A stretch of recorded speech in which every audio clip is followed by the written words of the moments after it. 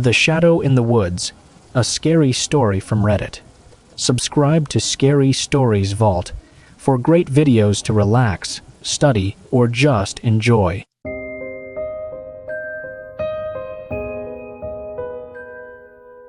I always thought of the woods behind our house as a peaceful place. There was a certain tranquility to it, especially in the early mornings when the mist rolled in, hanging low between the trees like a soft, quiet veil. My wife and I had chosen this house because it was far from the noise of the city, offering us a small slice of wilderness that we could enjoy without ever having to leave home.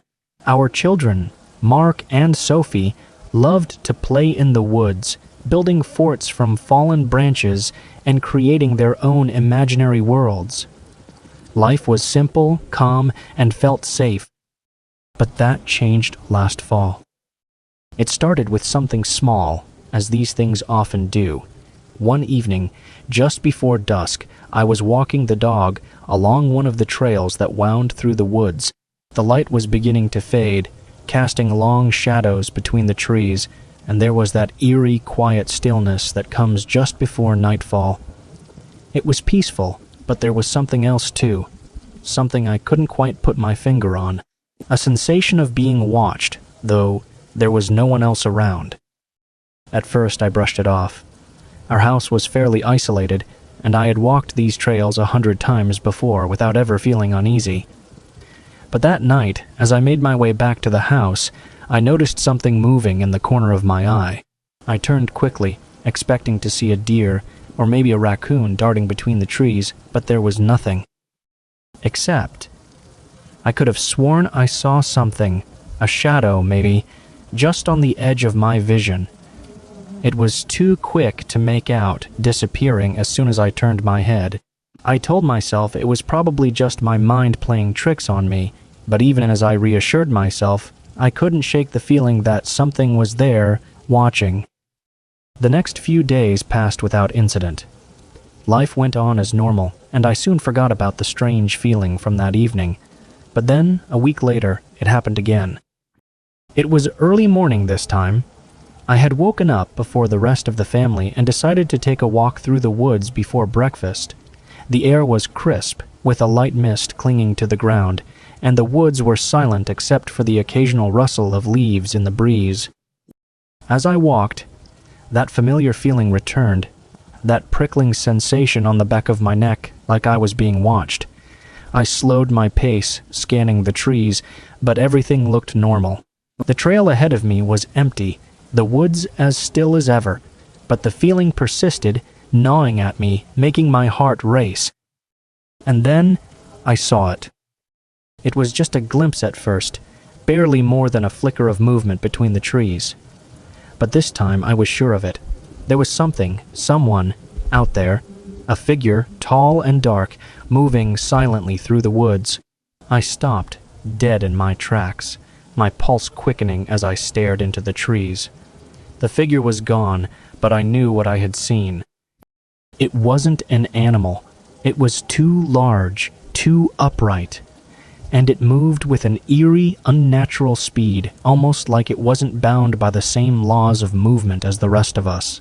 It didn't make a sound, no snapping twigs, no rustling leaves, just silent, swift and unnerving. I stood there for a few moments, trying to process what I had seen. My first thought was that it was a person, maybe someone from the town who had wandered into the woods, but that didn't make sense. We were miles from the nearest house, and no one ever came this far out. And besides, there was something wrong about the way it moved. It was too fast, too fluid, like it wasn't entirely part of this world. I hurried back to the house, my heart still pounding. I didn't mention anything to my wife or kids. There was no point in worrying them over something I couldn't even explain. But that night, as I lay in bed, I couldn't stop thinking about it. The way it had moved, the way it had vanished so quickly, it left me with a sense of unease that I couldn't shake.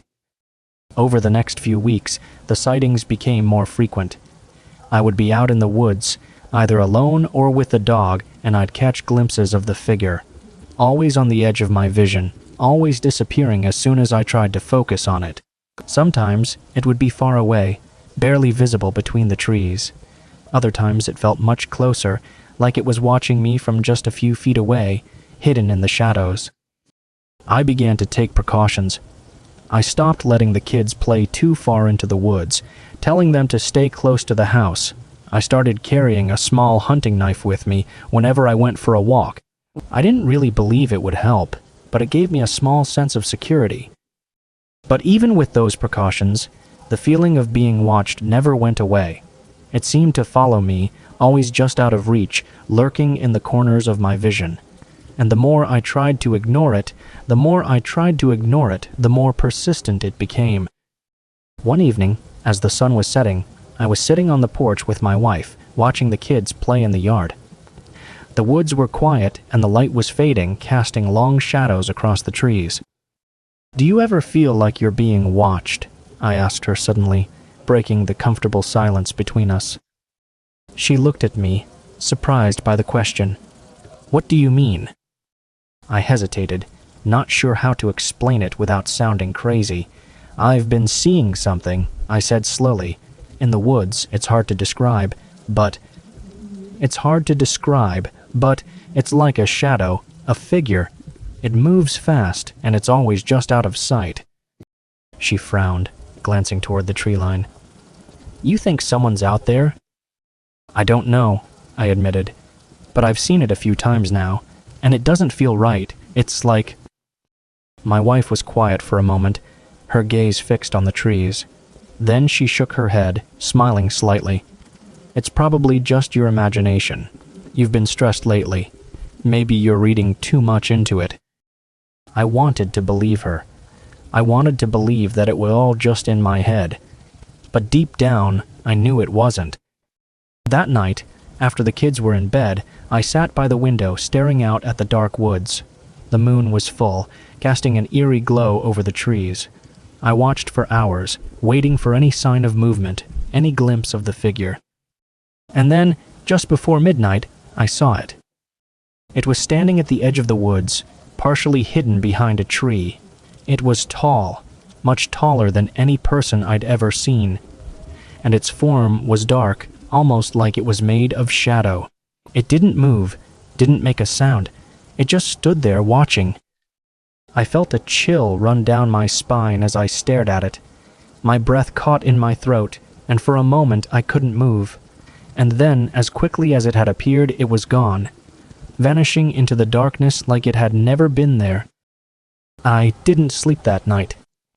The next morning, I decided to take more drastic measures. I installed security cameras around the house, pointing them toward the woods. I didn't know if they would capture anything, but I needed proof. I needed to know I wasn't losing my mind. For the first few days, nothing happened. The cameras recorded hours of footage, but there was no sign of the figure, no strange movement, no shadowy figure lurking at the edge of the woods. But then, on the fourth night, I saw it. It was late, around 2, when I decided to check the footage. I fast-forwarded through the first few hours, seeing nothing but the usual: trees swaying in the wind, the occasional animal passing by. And then there it was. The figure. It appeared on the camera for only a few seconds, but it was enough.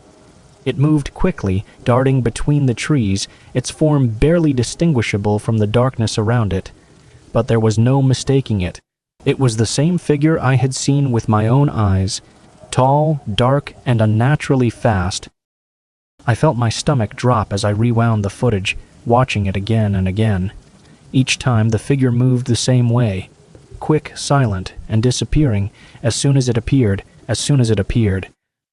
I showed the footage to my wife the next morning, hoping she would believe me now. But even as she watched it, her brow furrowed in confusion. She seemed unconvinced. "It could be anything," she said. "A trick of the light, maybe, or an animal moving through the trees." "It's not an animal," I insisted. "It's not a trick of the light. It's something else." But she shook her head, dismissing it. "I'm sure it's nothing. You're just getting worked up over nothing." I didn't argue with her. There was no point, but deep down I knew something was wrong. I could feel it. The sightings became more frequent after that. The figure seemed to grow bolder, appearing closer to the house each time. I saw it in the yard one night, just a few feet from the porch, standing there silently before vanishing into the woods. The cameras caught glimpses of it too, always just out of reach, always disappearing before I could get a clear look. I began to feel like I was losing my grip on reality. I couldn't explain what I was seeing, couldn't rationalize it. All I knew was that it was real, and it was watching us. One night, as I lay in bed, I heard something outside. A soft rustling sound, like someone walking through the yard. I sat up, my heart pounding, and looked out the window.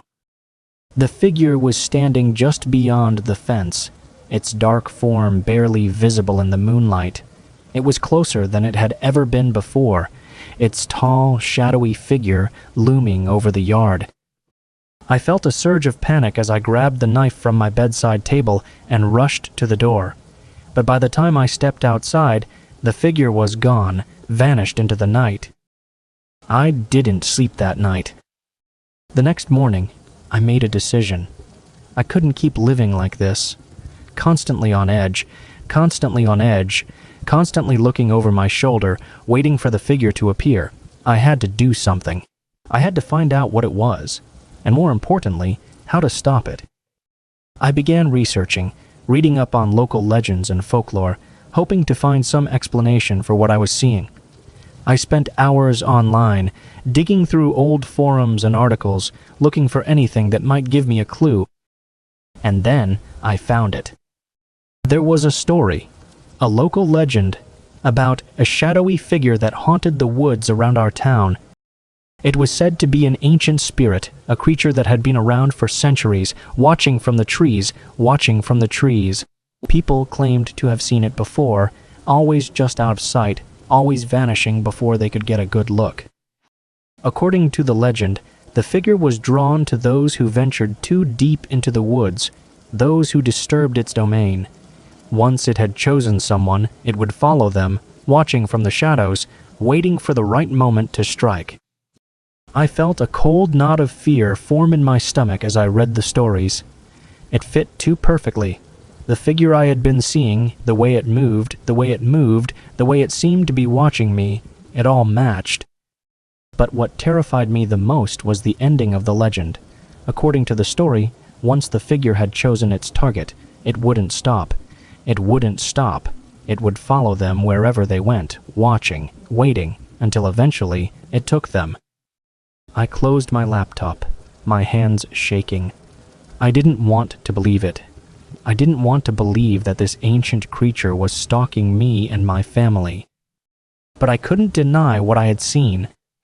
For the next few days, I kept a constant watch on the house, barely sleeping, barely eating. I didn't tell my wife what I had found. There was no point in scaring her. But I took every precaution I could, making sure the doors and windows were locked, keeping the kids close. But no matter what I did, I couldn't escape the feeling that it was still out there, watching. And then, one night, it disappeared. I woke up in the middle of the night, expecting to see the figure standing outside, but it was gone. The yard was empty, the woods silent. I didn't know what had happened, didn't know if it was finally over, but deep down, I knew better. The figure wasn't gone, it was just waiting. And sooner or later, it would come back.